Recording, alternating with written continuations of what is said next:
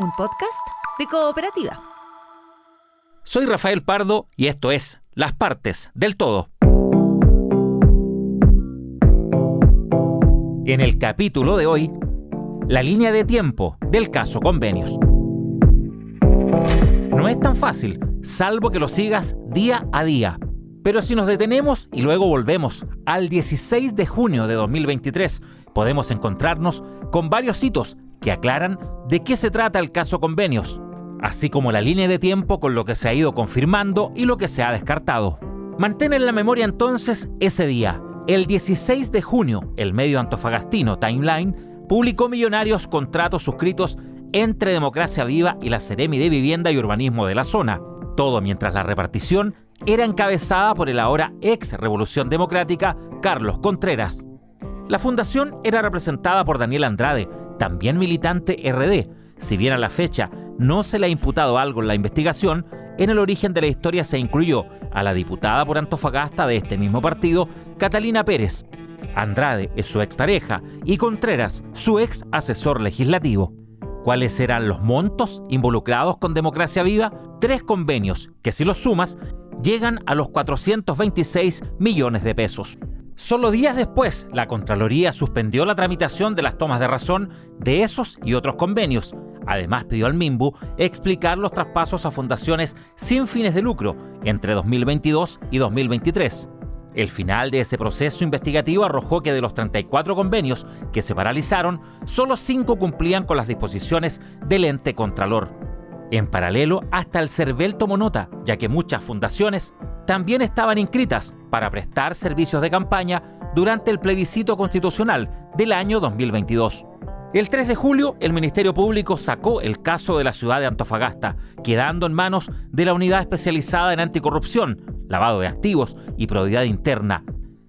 Y cómo no, el 8 de agosto la Cámara de Diputados y Diputadas constituyó una comisión investigadora.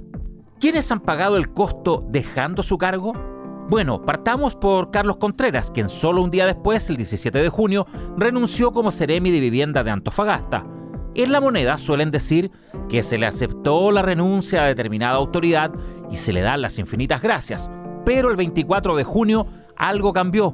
Por escrito se informó que el presidente Gabriel Boric le pidió la renuncia a la subsecretaria de Vivienda Tatiana Rojas. Si bien no son cargos funcionarios, hay que también considerar el daño a la imagen de Revolución Democrática, que generó primero la expulsión de Andrade y Contreras, luego la salida de la mesa directiva de la propia diputada Catalina Pérez, cuya militancia fue congelada, y más tarde la renuncia de su timonel, el senador Juan Ignacio Latorre, y salpicó también a uno de sus rostros más visibles.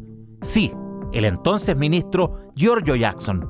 ¿Te parece incluir a Giorgio Jackson en esta lista de personas que pagaron con su cargo los efectos de Democracia Viva? Fíjate que lo consulté con algunos y algunas periodistas. Me dijeron que no, porque el vínculo no es directo y venía en crisis por otros temas desde antes. Pero otras personas de la misma profesión consideran que debe estar en esta nómina porque renunció el 8 de agosto para destrabar el diálogo político de Palacio con la oposición, sobre todo en el Congreso, a causa de Democracia Viva y más que mal por el partido del cual ha sido históricamente su líder. Sigamos. También cerrando la primera semana de julio, tuvo que renunciar otro militante RD, Rodrigo Hernández, como Seremi de Vivienda del Maule, por vínculos con una de las fundaciones investigadas, mientras Eduardo Vivanco renunció el 27 de julio como Seremi de Gobierno del Biobío, esto luego que irrumpiera en la zona la arista Lencería.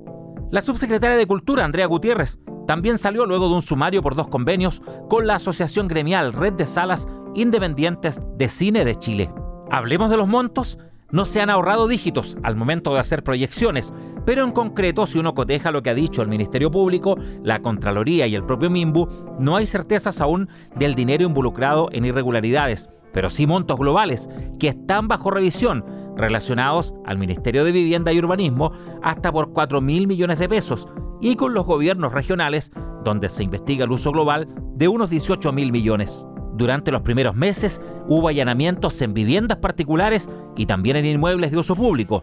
Daniel Andrade y Carlos Contreras están detenidos y formalizados. Mientras en el Biobío, la ex candidata a alcaldesa y también a diputada, Camila Polizzi, Sebastián Polanco, Diego Polanco y los exfuncionarios públicos, Simón Acuña y Rodrigo Martínez, siguen con arresto domiciliario total. Esto por la arista lencería. Se investiga el uso de 250 millones entregados por la gobernación regional a través de una fundación. De paso, abrió una llave sin filtro a los convenios que han firmado las gobernaciones regionales que hasta ese día le sacaban brillo al rótulo de estar, por primera vez, a cargo de una persona democráticamente electa. De más de una decena de personas detenidas, destaca también el ex candidato presidencial de la lista del pueblo, Diego Ancalao, por presunto fraude al fisco y lavado de activos. ¿Me sigues aún? Terminemos con una pregunta clave. ¿Quiénes sabían de esto? Te contaba que el 16 de junio fue el día en que todo sale a la luz pública, pero la línea de tiempo la estiramos un poco más atrás y nos encontramos con que el 2 de mayo la Asociación de Funcionarios del Servio ya había enviado un mail a la entonces subsecretaria de Vivienda, Tatiana Rojas, y a otras autoridades del MIMBU alertando lo que ocurría con Democracia Viva. Rojas, que también militaba en RD, fue sacada del cargo el 24 de junio. Afirmó en primera instancia en esos días que estaba en conocimiento por ese mail, pero que no alcanzó a avisarle al ministro Carlos Montes. Sin embargo, diciembre trajo nuevas noticias, porque se supo que en su declaración judicial del 5 de octubre dijo que le confeccionó al ministro un resumen de la situación en Antofagasta, de todos los convenios, entre los que se encontraba el programa desarrollado por Democracia Viva. ¿El presidente saca al ministro o se enfrenta a una acusación constitucional?, advirtió la oposición al conocer esta declaración. Montes se ha mantenido apegado a su versión desde el día 1. No recibí ninguna información, ni ningún informe que dijera hay irregularidades, hay delitos, hay conflicto de interés. En fin, eso no lo recibí antes del 16 de junio, insistió durante una visita a la Araucanía este jueves 14 de diciembre. Encuentra esta y otras historias en cooperativapodcast.cl, Spotify, Apple Podcast o tu plataforma de audio favorita.